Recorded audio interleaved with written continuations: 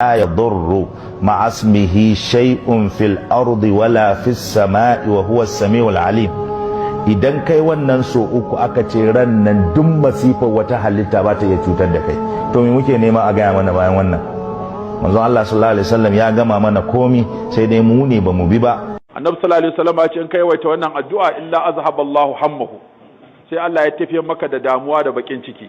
Da kuma la ilaha illallahu al-azim al-halim, la ilaha illallahu rabbul arshil azim, la ilaha illallahu rabbus samawati wa rabbul ardi wa rabbul arshil karim. Ni dai wannan ta ƙarshen wato duk irin damuwar da na shiga idan na kama wuridinta sai in ji damuwar ta tafi kawai. Bismillahi alladhi la yadurru ma ismihi shay'un fil ardi wa la fis sama wa huwa as-sami'ul alim. Da sunan Allah wanda babu wani abun da ke cutuwa idan iya tare da Allah. In dai ka rike sunan Allah ka kubuta. A sama ne ko a ƙasa, shi Allah mai ji ne kuma mai ilimi ne. Wannan hadisi Abu Dawud ya kashe hadisi na 588. Manzon Allah ya ce duk bawan da ya shiga matsala ya karanta wannan addu'a sai Allah ya biya masa bukatar shi. Wallahi na ga wannan ba ɗaya ba ba biyu ba. In ka shiga matsala damuwa ta yawa, ita la ilaha illa anta subhanaka inni kuntu minaz zalimin, ita nausawa, ita dannawa, ita yi. Wallahi idan Allah ya yi maka wani abin sai ka dawo ka zauna ka ce oh God, Allah you are wonderful.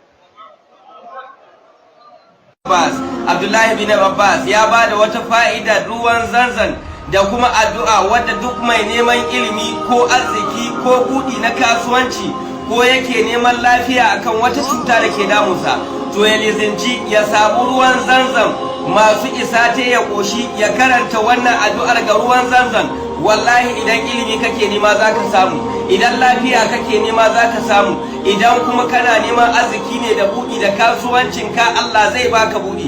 Wannan addu'ar da za ka karanta a ruwan zanzan ita ce kamar haka: Allahumma inni as'aluka rizqan wasi'an, ka roƙi arziki na duniya da lahira, wa ilman nafi'an, ka roƙi ilimi na mai amfani duniya da lahira, wa shafa'an min kulli da, ka nemi Allah ya warkar da kai daga dukkanin cutar da ke damunka.